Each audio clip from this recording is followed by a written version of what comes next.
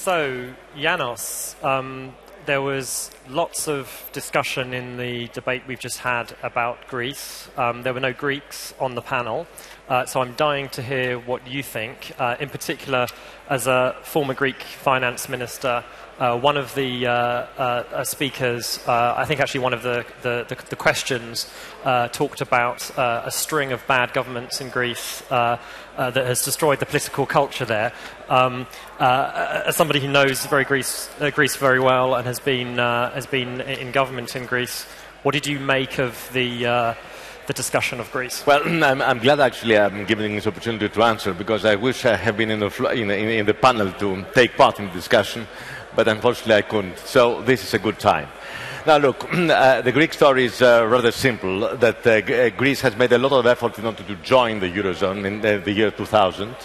And from 1994 to 2004, Greece had a remarkably good economic performance, about 4% growth for 10 years, with very low inflation, reduced deficits of the public sector, and lots of structural reforms. In those years, which happened to be the years I was economy and finance minister, Greece has made a lot of privatizations, productivity increased, and what is remarkable is that this growth is consistent with rather low current account deficit, which implies the simple fact that Greece was living within its means for a whole period of 10 years.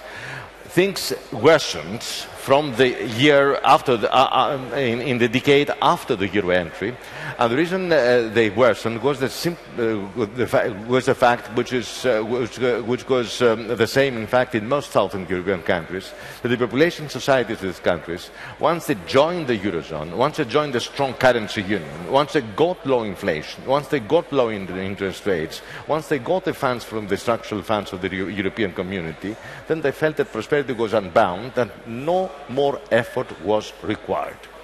So the governments that unfortunately... So that started when? This started, after the year 2003, 2004. In the years 2001, 2002, things were still under control. There was still some type of austerity, and structural reforms were proceeding. But after a couple of years, then people relaxed. There was a change in government which went along with this spirit of the society, and the whole decade was lost, both in terms of structural reforms and also in terms of austerity. Laxity prevailed, incomes rose very, very fast, and Greece lost to Germany 20% in competitiveness in the years 2001 to 2008. And things started to worsen following after 2006, when the current account deficit rose, multiplied by 3 times. It rose from 4% to 14% of GDP in the course of a couple of years, indicating that Greece had lost huge amounts of competitiveness. The demand was outstripping supply, and Greeks were living far above their means. Yeah. And when the financial crash came in 2008, it exposed these contradictions, and the debt crisis has erupted. And then another incompetent government came to power in 2009, which unfortunately was, in fact, the government of my own party, Socialist Party, under a different leader though. And a precious time has been lost. Reforms have not been proceeded at the required rate, and on this, the gentlemen in the panel were right. And Greece is finding itself in this very bad situation now, when we have lost about 30% of our GDP in the course of a couple of years. Real incomes have fallen. Unemployment has risen by 300%. It's now 25% of the labour force, and the prospects are very uncertain. So the moral of the story is simple. The moral of the story is that if you are in a monetary union, you have to be very disciplined, and you have to continue pushing forward with reforms. Yes. If you cease to do that, then you lose competitiveness, your current account deficit increases, then in terms of economic theory, money flows into the country in order to cover the cost of imports, and this excess supply of savings is borrowed either by the private sector, as was the case in Spain and Ireland, or the public sector, as was the case in Greece and Portugal, and debt, either public debt or private debt, is swollen, and this debt expresses itself in leads to the debt crisis. This is a story of the Eurozone crisis in general, which is a story which is consistent in all southern countries. Of course, Greece is an extreme example, but the same story applies to Spain, applies to Portugal, applies to Ireland, and applies also to Italy to some extent. Okay, that's interesting. Perhaps we can come back to the other crisis countries apart from Greece in a second. But just to be clear, so essentially you agree with the panel that the problem was that Greece didn't pursue reform, didn't continue with following the entry during that period of 2003 to 2008. I fully agree with this. And the solution is greater conditionality, tougher conditionality, more discipline imposed from outside on countries like Greece that fail to... Well, the solution is this in broad terms, but the solution that has been imposed by the IMF and the so-called Troika in May 2010 wasn't exactly the solution. Yes. Because these people did not really understand that if a country is not disposing the devaluation weapon because it belongs to a monetary union and has no possibility to devalue its currency, the only way to restore competitiveness is through internal devaluation. This puts a lot of emphasis on structural reforms, much more than is the case in, say, Latin American or Asian countries, which has, on top of structural reforms, the weapon of devaluation. But lacking this weapon, the only remaining weapon to restore competitiveness is productivity-enhancing reforms. So what was wrong... You think that's possible? Because this was another discussion It is possible. It is possible because, as I indicated before, the loss in competitiveness which we need to recapture is not 30 to 40% as it was wrongly suggested, because if a devaluation was taking place, perhaps it would reach 40%, but this for speculation reasons. The objective need for devaluation is no more than 10% now, because the total loss of competitiveness in the last decade was 20%, and we have already recovered half of it, 10%, in the last couple of years through internal devaluation. So the remaining distance to restore the competitiveness we had in the year 2000 and which was sufficient for us to ensure self-sustained growth is rather limited, and it is feasible to cover this ground by further efforts in structural reforms. Now, I come back to the IMF program. It was wrong because it didn't realize how important structural reforms are and didn't press the government, the Greek government, strongly enough and monitored the government in order to implement the reforms. The Greek government, as I said, it was a very incompetent one, and the result was that in the last 2 years, very few reforms have been implemented in order to recover the lost ground of competitiveness. On the other hand, the IMF pushed very hard on austerity.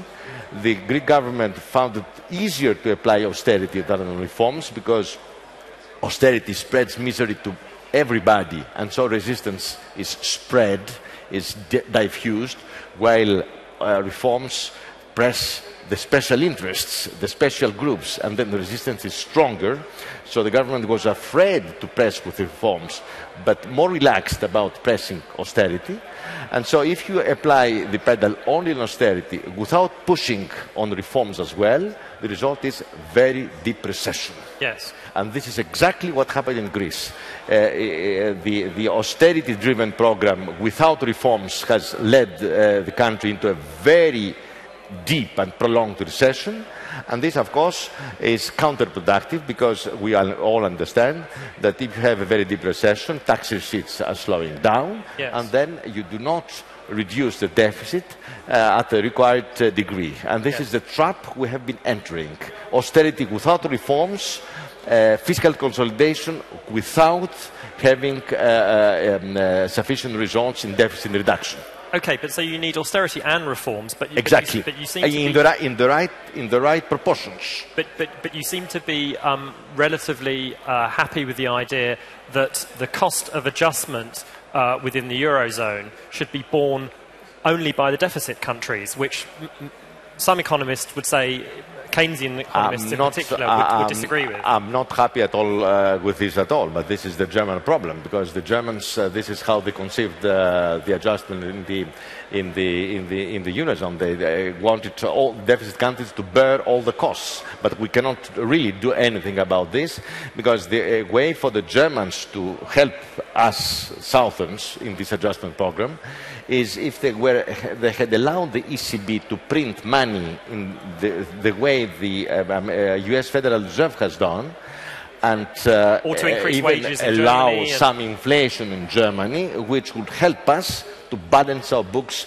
much more quickly. I think that would make more economic sense. It's just not absolutely, possible. Yes. Okay. And you know that there are economists even in Germany now who would be happier with an inflation rate of, say, 3% in the Eurozone or in Germany instead of 1.5%, as a way to rebalance, for the southern countries to rebalance their books more easily and with less misery, social misery, as is the case now. But anyway, this is the situation we face now.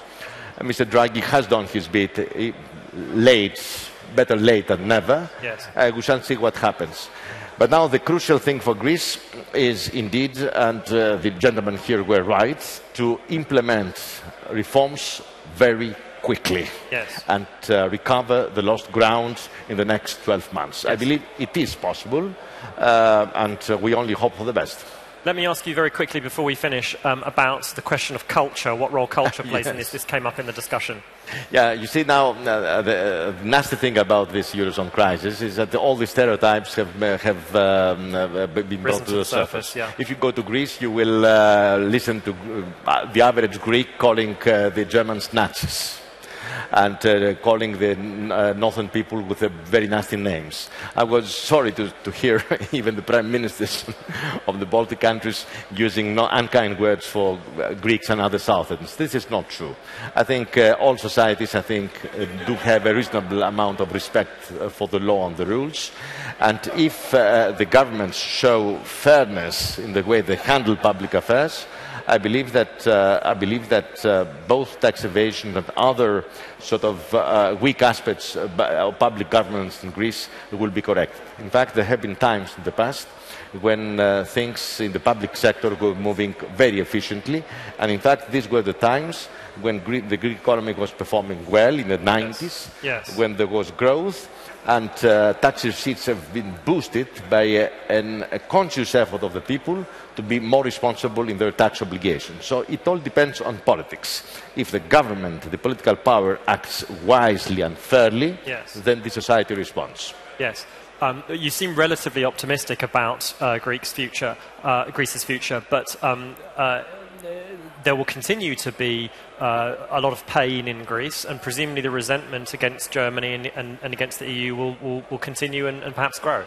Yes, there is a resentment against Germany and the EU, but, however, what is very interesting, Hans, is that if Greeks, when Greeks are asked in the polls whether they want to remain within the euro or quit and go to the drachma, to the tune of 75%, that is a stable percentage for many, many years, declare that they want to remain in the Eurozone, and this implies that they're willing to incur the sacrifice they seem to be incurring. And the reason is because they have identified the euro with economic success so far, one, and secondly, they are convinced that if they go to the drachma, the cost of switching currencies will be huge, because there will be a huge devaluation for one thing.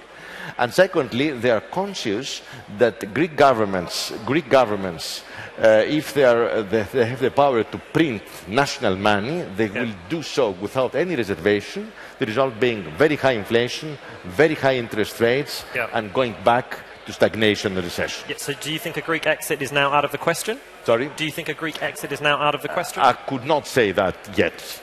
I will be able to give a more firm answer in about 6 months, when I see that this government, the present government, implements reforms rigorously and efficiently. Thank you very much. Thank you.